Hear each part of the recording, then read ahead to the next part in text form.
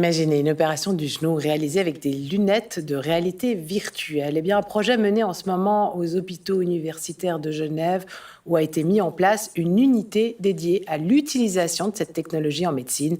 Eliane Ruckstuhl, Gianluca Agosta. Et là maintenant, il faut attaquer, il y a un point d'entrée, je vais me déplacer aussi, essayant de ne pas trop... Exactement, donc si je viens ici, voilà, à ce moment-là tu peux l'enlever. L'étape est finie, donc tu peux... Dans ce bloc opératoire, il n'y a pas de patient sur la table, mais dans la réalité virtuelle, on est en pleine opération de chirurgie orthopédique. Alors là, on a simulé une prothèse totale de genou. Une simulation, pourtant aux commandes, il y a un vrai chirurgien des hôpitaux universitaires de Genève. La réalité virtuelle, ça peut être la première étape pour montrer à quelqu'un déjà comment c'est l'univers au bloc opératoire. L'interne qui n'a jamais fait, là, peut vraiment faire de A à Z et se rendre compte de toutes les étapes qui sont nécessaires. Pas besoin d'être dans la salle pour suivre la formation. L'immersion peut se faire aussi à distance et réunir jusqu'à 300 personnes.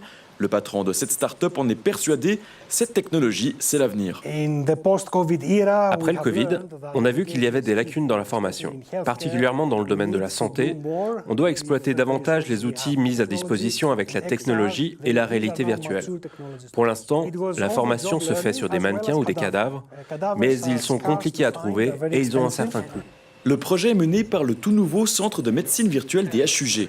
Pour l'heure, la réalité virtuelle est un outil principalement utilisé pour améliorer les diagnostics et la formation médicale. C'est cette possibilité d'essayer plusieurs fois avant d'essayer de travailler avec un patient peut gagner du temps, améliorer la qualité de soins. Ce chirurgien orthopédique relativise, la réalité virtuelle ne peut pas tout remplacer. Comment tenir la lame, comment utiliser, c'est quelque chose qu'on va chercher avec des autres types de simulations, comme sur les os en plastique par exemple. Il faut avoir le feeling de ce qu'on est en train de faire. Et ça, pour l'instant, avec la réalité virtuelle telle qu'elle est, on ne l'a pas encore.